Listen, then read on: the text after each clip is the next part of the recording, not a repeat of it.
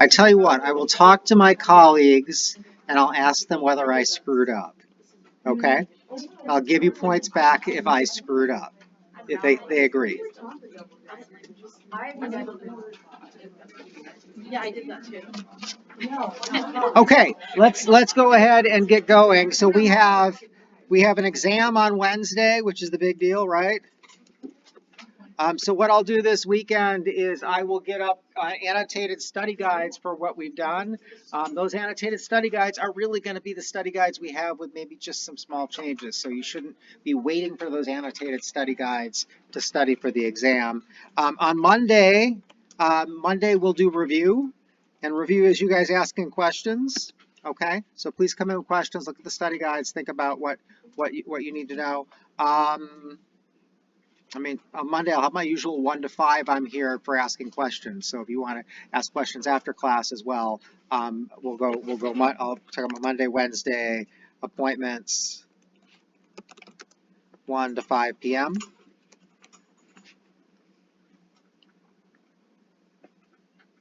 Okay, and then we probably won't have the help session next week because we won't have a quiz because we'll just have had an exam. If you guys want a help session because of the lab report that will be due in the next week, I would do it, but usually the lab report will be at least 5 days away. So we'll have the help session. I'll log in by myself, having a drink, and then I'll log out after nobody shows up. So let's go ahead and I've got lab next week as well. No pre-lab. I'm not going to put we'll have pre-lab the next week because I would like to put a pre-lab next week, but I don't want to pile stuff up in front of your exam. Okay? Questions on what we're doing? Okay. So I want to remind you where we were. We're talking about serine proteases, okay? Serine proteases have these 3 residues that are really important. So we have a histidine. This is called the catalytic triad. We have a histidine, we have a serine, and we have an aspartate. Okay, we've got aspartic acid. And these things work together and you can look back at the last notes where I wrote out what they did, but I'll describe it here. So they work together to catalyze reactions. The serine is actually going to be doing the nucleophilic attack on our substrate. Okay, the histidine is going to take this proton away from the serine. So, well, this is a crystal structure, so we don't see the protons. But there's a proton here. The histidine is going to take a protein away from the serine so the serine can do that nucleophilic attack. And the aspartate is here to stabilize the histidine in taking that proton away. All right, so what this aspartate does, and I'll emphasize this a little bit more later, is it's going to raise the pKa of that histidine, so the histidine is really good at taking protons away from things. Okay, the serine and then a water later in the mechanism.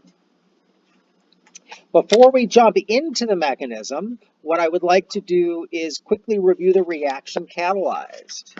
So we're talking about serine proteases.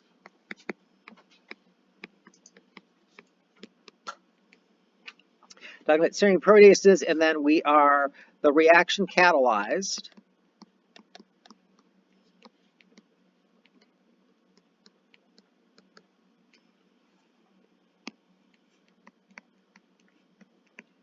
All right, and so we have a peptide. Peptide would kind of go off this way. Same thing on the other side. All right, and we have a peptide bond right here, and the reaction that's going to be catalyzed here, let's pretend these are both glycines, they could be. The reaction catalyzed here is that this peptide bond is going to be broken, and when we break bonds in biochemistry, it's usually with water, right? It's hydrolysis. So what's going to happen is we're going to bring in water, and then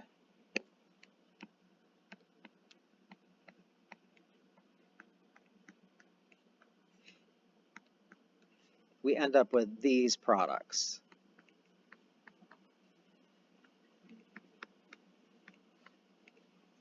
Okay, we added water across the bond. Here is our water right here.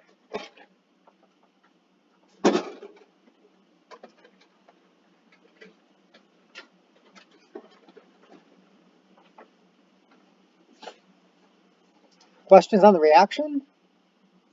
All right, then what I'm going to do is put up the serine protease mechanism in all its glory, which is going to be too small, and then I'm going to blow it up so we can all see it. But this is the figure from your book.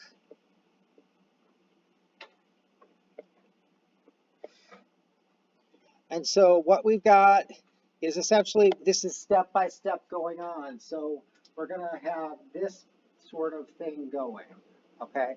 I know you can't see it, so I'm not going to even talk about it yet. But that's where we're going. And essentially what we do is we break the peptide bond, and then we have to regenerate the enzyme. So at this point in the mechanism right here, we've broken the peptide bond, but half of that peptide is covalently bonded to our enzyme, and so then we have to bring in water and knock it off. Let's go ahead and blow that up so we can actually see what's going on with it.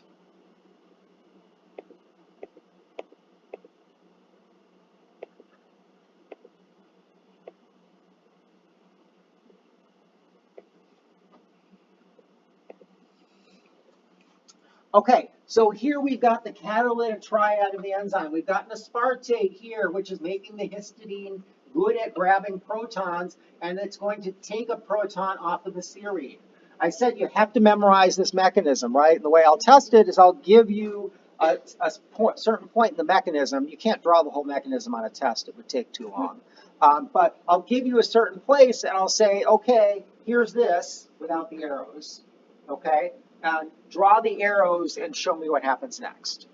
Okay, so draw the arrows, do the next step, show me the products. So that's how I generally test it. We have 2 old exams up on the website, and I'm pretty sure this is going to be this has got to be asked on one, if not both of them. Okay, kind of always do it, so you know it's coming. Okay, so let's go ahead and start. One thing about memorizing it, I think this is for chymotrypsin. There's lots of serine proteases. These numbers don't matter at all right? I generally want you to understand how the serine protease mechanism works. Chymotrypsin is one example, and that's where these amino acids are in there. Don't memorize the numbers. Use your brain capacity for something else. Okay, but you do need to know, so we've got these here, and so this histidine is going to pick the proton off of the serine, and then these electrons that were in this bond can do a nucleophilic attack. We can have a nucleophilic attack on this carbon. You kick the electrons up. In organic chemistry, whenever you kick the electrons up onto an oxygen, what happens? It's negatively charged, and then they come back down, right? And they kick something else out. Okay, so that's what happens here. These electrons are up here. This is a horrible drawing, and they don't show them as electrons. The electrons come down here and form the double bond, and then these electrons come up here to grab this hydrogen. These electrons are going to grab this hydrogen, okay, and form a bond, and this leaves. We just broke, this was our peptide right here, right? We've got RC, RN, big long peptide that our chymotrypsin in this case is breaking down, and so we break this bond and this leaves. And when it leaves, you can't have NH, that would be N minus, we grab this hydrogen on the way out.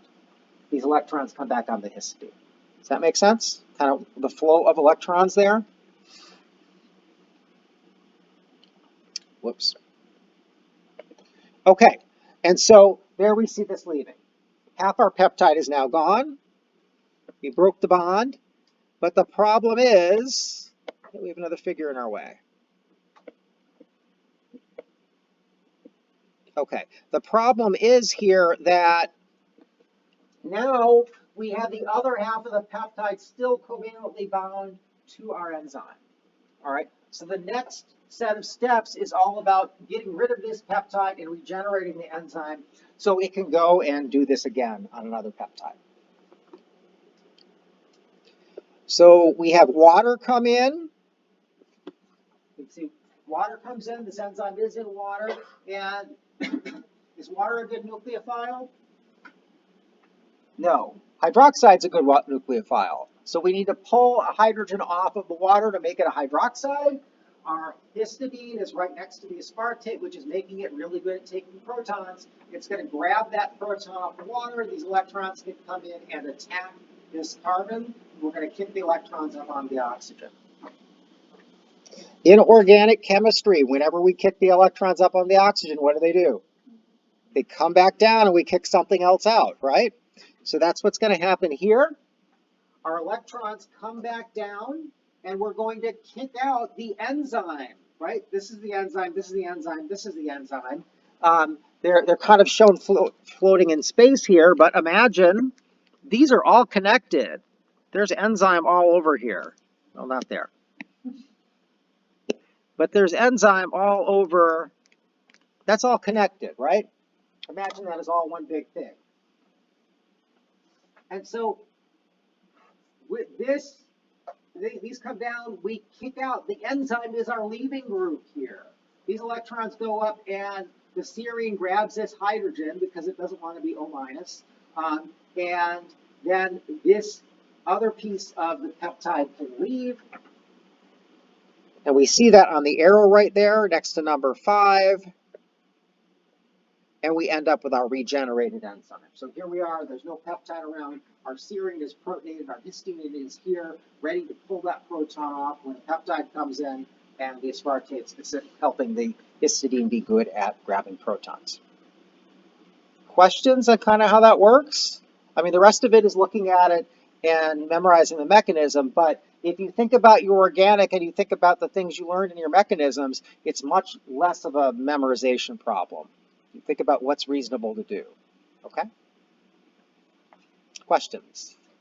What's the point, I guess, of this happening? What's the point of this happening? Good question.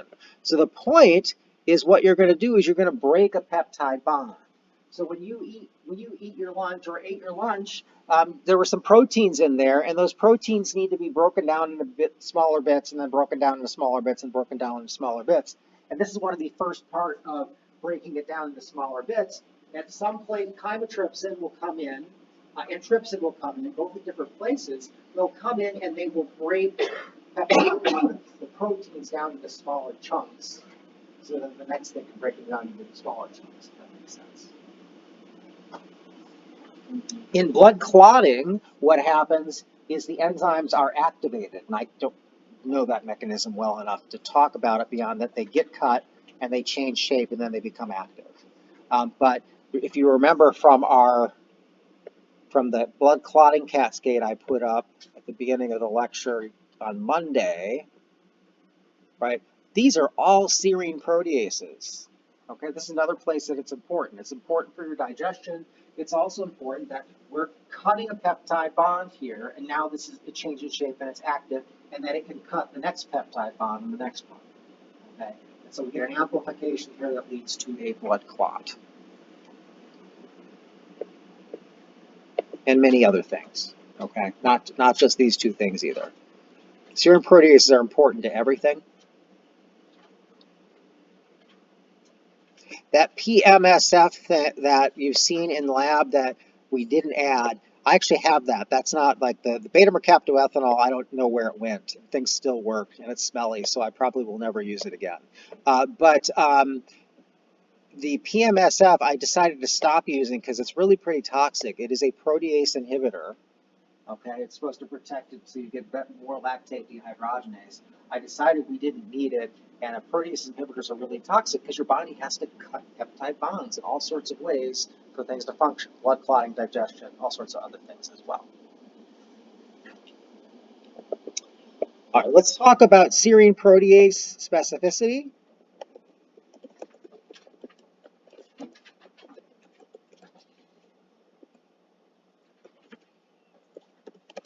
And what I haven't really emphasized here is not every peptide bond is cut by a serine protease.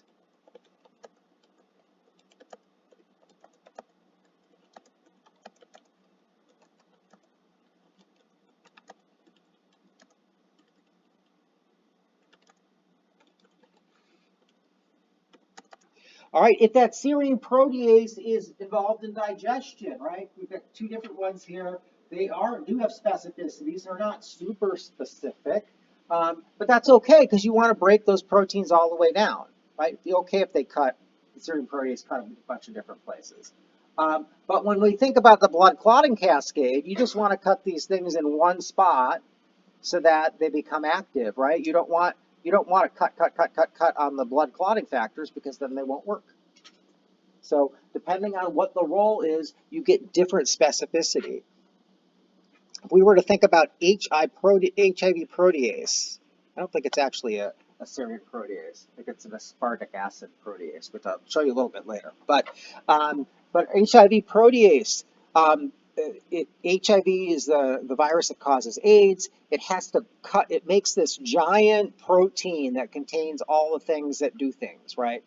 For its peptide coat, well, the peptide coat makes a giant protein, and it makes another giant protein that contains the protease, the integrase, and the reverse transcriptase. Okay, and none of those are functional until they're cut. So in other words, if I'm HIV protease and I synthesize this giant peptide and this much, and this is my reverse transcriptase here, this is my protease here, okay, and this is my integrase here. To make those active, I need to make them not one giant peptide. I need to make them into their separate peptides, which means I have to cut here and only here, and here and only here. Right? So you have to be really specific in that case. So we get different specificities depending on what the protease is and what its job is. I don't know how well you can see this. Let me make it bigger. Okay, so here's an example of 3 serine proteases that have different specificities, and this is how they do it. So here it says the scissile bond. What that means is that's the bond that gets cleaved.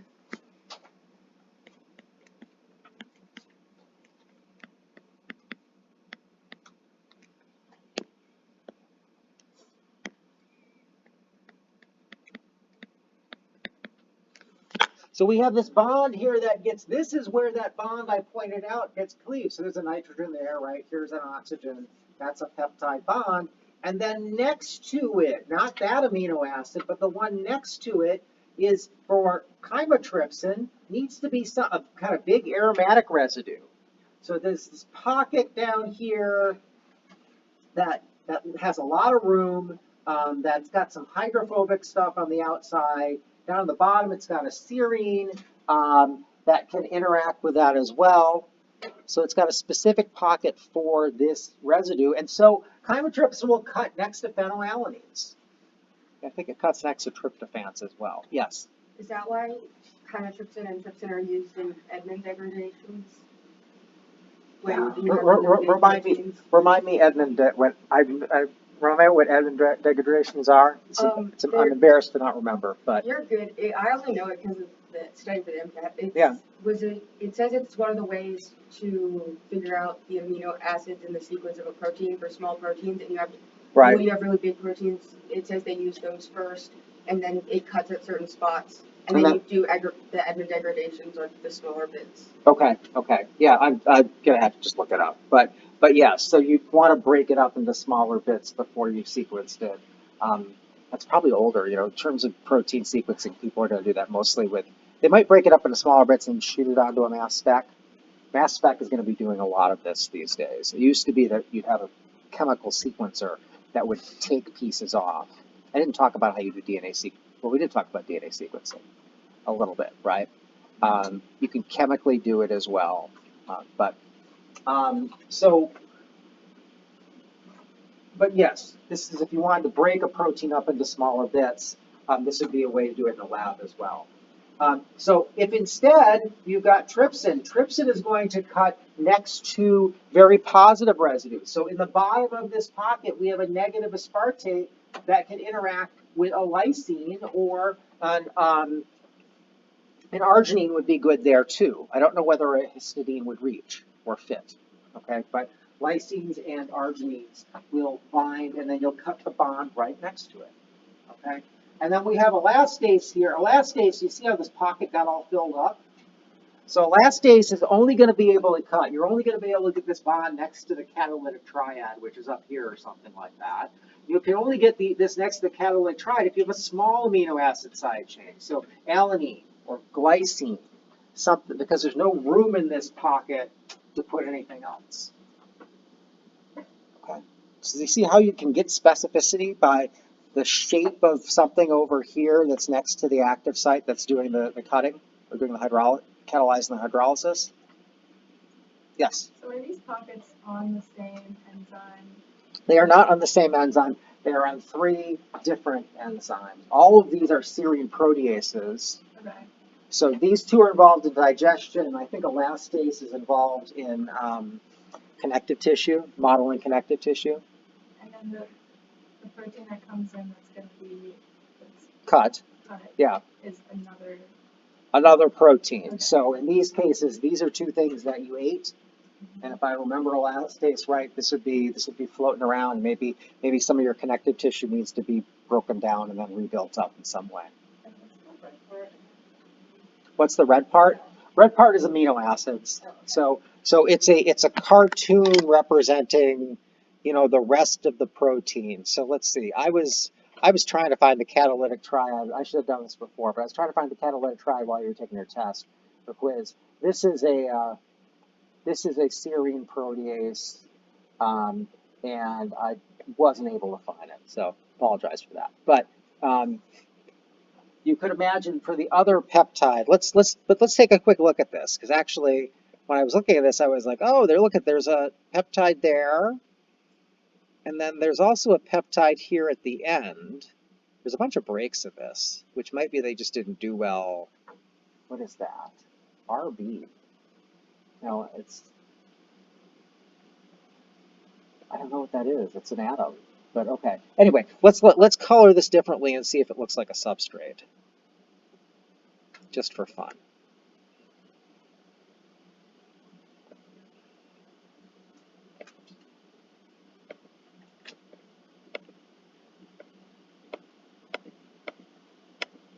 Oh, there we go. Yeah, it looks kind of like a substrate, doesn't it? So I'm not going to say I'm right on this. I feel like the bigger one is probably just a break when they did the crystal structure. But so this might be the substrate right here, and your catalytic triad might be out here or off this beta sheet. It would probably take me 10 minutes to find it, so I'm not going to try to. Yes? So Specificity. is determined by the enzyme, the amino acid of the catalytic triad that's in the dip. Yes. And you don't need to memorize what these are, but if I gave you an example, you might be able to describe it. Or if I gave you an example of amino acid, you would tell me what would be in the pocket, right? This one cuts at lysines and arginines. What do you expect down there? A new one cuts at, histidines and acidic solution. Then you put a negative down there, right? Okay, that might be what I would do with that. But this is general, so we're talking about serine protease here, but the concepts can be generally applied to lots of different proteins. So you have lots of different things where there's this shape of the pocket and functional groups that bind something right here to have a bond over here in just the right place for catalysis. Does that make sense?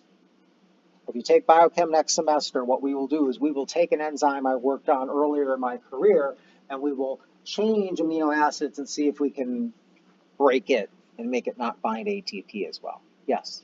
So for elastase, is threonine cutting? Threonine is not cutting. That's a great question. These are not catalytic residues in any of this. All of this is about binding to the proper peptide or letting the proper peptide get in, right? And not the ones that you'd rather cut. Your catalytic triad is up here. So it's going to be, his, serine, maybe aspartate's back here. Your catalytic triad is up here, because we're cutting that bond. So it binds to the stuff in the pocket and then it exposes the part that will be the cis bond. Yeah, it binds to the pocket and it puts the scissile bond, the bond that's going to be cut, in the correct place right next to the histidine, serine, and the aspartate's a little backed off. Okay? Does that make sense? Yes. Great, good question.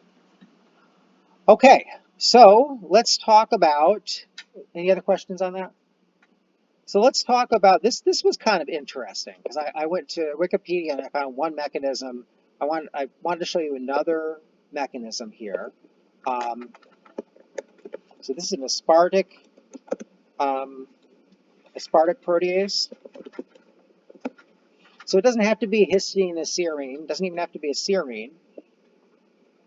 And so for an aspartic protease, this is an example of a mechanism here. And I think these aspartic acid proteases, it was labeled as aspartic, so I'm going to try to say aspartic protease. But aspartic proteases, they're involved in HIV, which makes them really interesting. But for this gave a simpler mechanism, and then I found I was like, well, okay. And it's Wikipedia, so I'm tempted to believe it because lots of people curate Wikipedia. But then I found another mechanism that actually used both aspartates more. So we'll just look at both. Both are reasonable mechanisms. Okay, I'm not gonna I might give you a step here or something. So if I gave you, something like this, water next to something like this, I'm hoping that you will be able to look at it and see that we're in a position to pick a proton off and then have a great nucleophile, right? If I gave you something like this, I made up some other problem. But so here we're going to cut this peptide bond here, and you can see that this aspartate in this case, instead of our histidine, is going to pick off a proton. Then this can act as a great nucleophile. We kick our electrons up. Whenever we kick the electrons up, we kick them back down. And then as this part of the peptide leaves, it's going to take that proton back, and we regenerate our active site. Okay. You see that? It's actually much simpler than the other one. You still need to know the serine protease one, but not this one. Yes. So in this one, though, like the catalytic triad is. There is no catalytic triad. There's. It's a catalytic what?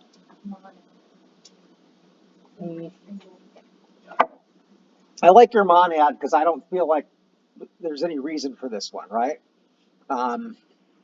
Which is why I'm a little skeptical of this one, this mechanism. But yeah, monad, sure, I'll take it. Okay, I would call it a dyad because they drew both of them. It's doing something. I don't know what it is doing. Yeah. Would that be in like the example above? That would be the opposite side of whatever it like bound to. This would be. I'm sorry. So it's binding somewhere over here, and specificity is going to be determined by groups here and here binding, or just one of those. Yeah, that's what I meant. Yep. Okay. But here's another example of that. So this is the same enzyme, same mechanism, somebody else's website, okay, on the web. That previous one was Wikipedia. So, but here actually they do show using all of these, right? And we are taking protons off and back and forth. Both aspartates are acting as acids and bases. So you can see here what we've got is we're coordinating this water. Actually I don't. And what's happening, we're showing coordinating, but really we might draw it like this, draw an arrow. Let's draw that arrow. So if I was drawing this, I would like this better.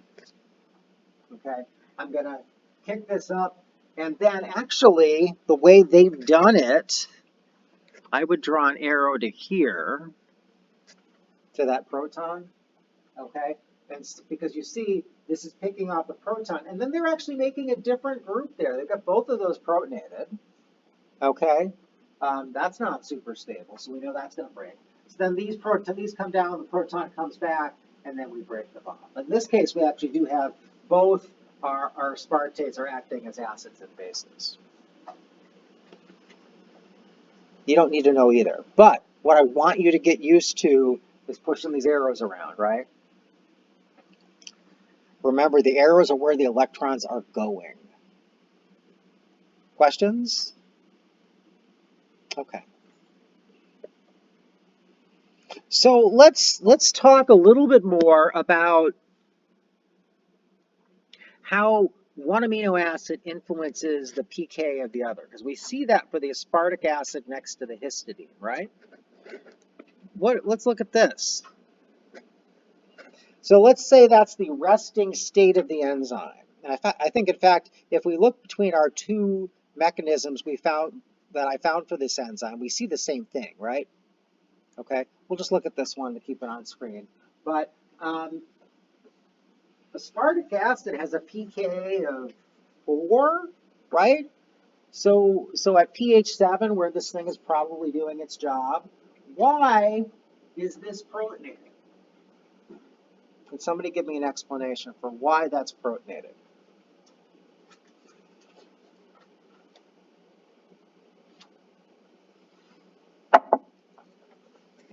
So let's think about it being unprotonated.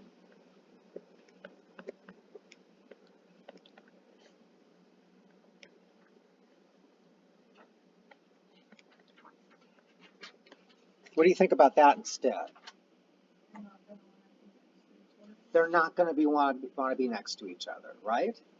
Okay, so instead of favoring a certain state, well, this does favor a certain state, right? But this is two negatives next to each other, and it's unstable.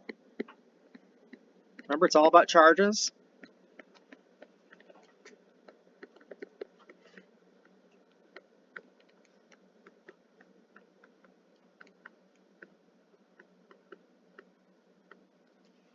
All right, so this negatively charged aspartic acid lowers the pKa. Hold on, raises the pKa of, and we'll show you how to read it. So this negative charge raises the pKa of the neighboring aspartate.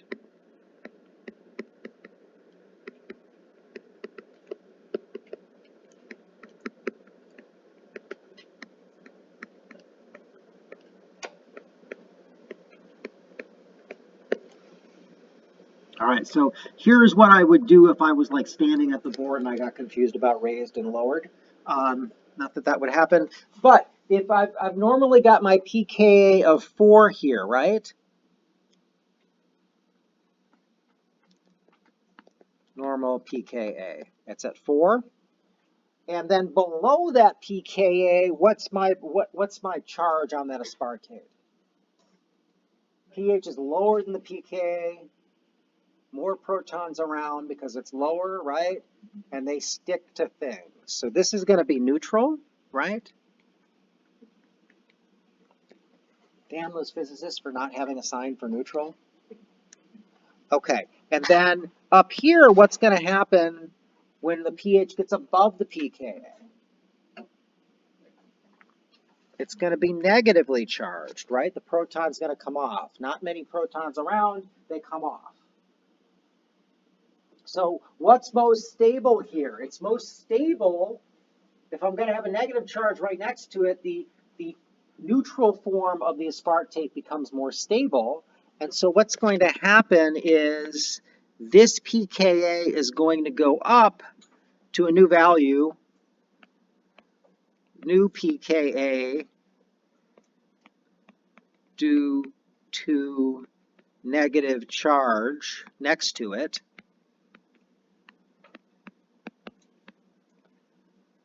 So next to the aspartate. So I'm referring to this thing.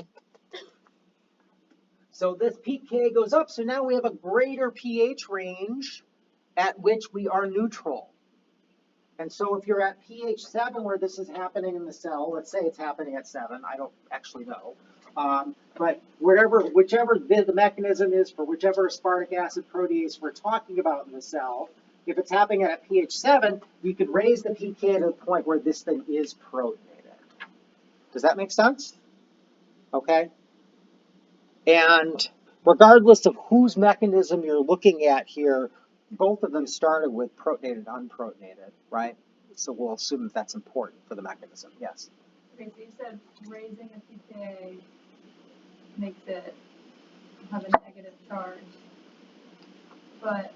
Raising the pKa because of the negative charge, right? The negative charge, this negative charge is that negative charge. Yeah. It's next to this aspartate, so it's making this aspartate less stable in this state. Mm-hmm. And so by saying less stable, what we do is that pushes the pKa up, so it's if there's more, let's say this went up to 10. Now, everything pH lower than 10, we can think about it as being protonated, right? It's really a mixture depending on how close you are to the pK. But if we went all the way to 10, and then we were at pH 7, it would be essentially all protonated. Does that make sense? Sort of? We'll do more. Yeah. Could you explain like how the negative charge specifically increases the pKa? Yes. Let me say that, and then maybe we'll do some more examples, and maybe that'll come out. So if you have these right here, this is, so we have our, let's do it like this. I have an aspartate, and that aspartate can be either in this form, right? Or it's in equilibrium, or it could be in this form. Okay, plus the H plus over here. So we can be in either of these two forms. If I take a negative charge and I stick it right here next to the other negative charge, bringing two negative charges next to each other takes energy, right? We talk about opposite charges. We bring them next to each other, that actually releases energy. But to bring them closer to each other takes energy. So it's less stable. All right? So if I make this less stable, this is going to be favored. It's not, we can't do Le Chatelier's with this, but I did draw it as an equilibrium between the two. Does that make sense why we get more of this? How much of each of those we have, let's do it with a reaction coordinate diagram. Okay, so let's call this the substrate and this well, let's just call this let's call this the protonated and this the neutral. Okay, they're not really substrates and products. So we would have some sort of equilibrium between the two of these, right? Where I've got my protonated state and I've got my, whoops, I did that wrong. I've got my protonated and I've got my, well, N for negative, right? I've got my protonated and I got my negative. Okay, you guys all right with that? So I protonated my negative, and this is what it normally looks like. But if I come in and I stick a negative charge next to that, now I'm going to move up the energy of this state. All right, so let's make the negative charge red. And so now I might be looking at my negative is here, and I probably didn't change my neutral. Although it's possible I changed my neutral as well. So we're changing the thermodynamics here. If we want to put it in this, we're changing the thermodynamics here, so where the equilibrium is, not kinetics. Even though my path there got different. Yes. So I understand that like the two negatives is energetically unfavorable. Yes. But how does that change the pKa? Well, the pKa, never mind. The pKa is going to, the pK is about an equilibrium, right? Yes? Sure. Yes. Cool. It's about equilibrium. So let's go back to this. So we've got HA goes to H plus plus A minus, right? Okay, that's an equilibrium. And so and then remember we did this, I'm not going to do the derivation again, but remember that the derivation started with products over reactants.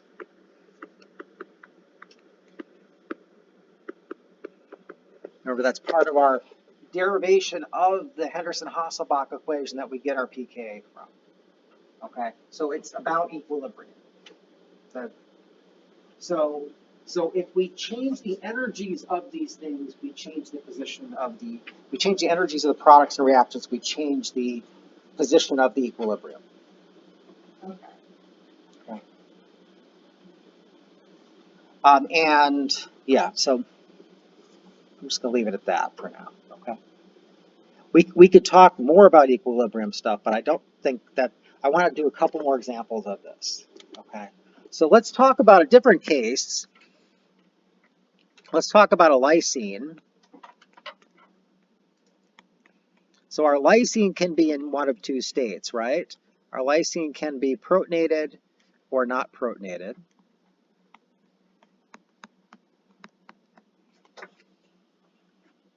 All right, so let's imagine that what happens if I have a positive charge next to this lysine? Which side is favored? Which side does it shift towards, we could think about. But it's not Le Chatelier's. We're going to favor this, right? Because we aren't going to want to have positive charges next to each other. So a positive charge, let's say a nearby, positive charge favors that, right? A nearby negative charge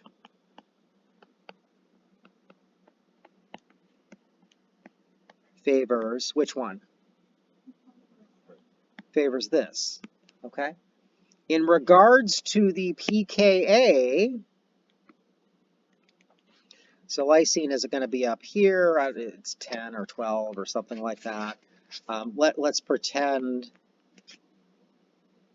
the pK is normally at 11, okay? That's not what it really is, I just made it up. But below that pKa, what do we have? Positive or neutral? pH is below that, it's positive, right? Because if you've got extra lower pH means more protons and they stick to things, okay? At the higher above the pK, what do we have? Neutral. All right, so if we're going to favor the neutral form, what has to happen to my pKa? It has to go down. So I'm going to go ahead and color code this. Okay, and if we're going to favor the positive form, what has to happen to that pK? It's going to go up. Does that make sense? Okay, a little tough. You're going to want, I must have a worksheet up for this. I'll find the worksheet and put that out. You may also see examples of this on the exam. I'm about out of time here. One more thing really quick is which of these would be favored by hydrophobic?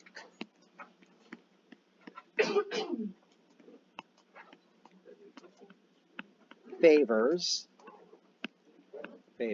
sorry, that's horrible. Which one, somebody tell me which one that is favored by hydrophobic though. You drop this in a hydrophobic pocket, which one of these do we get? The neutral form, right, that's going to favor that. So that's the other option that you might have. Okay? You guys have a good weekend. Let me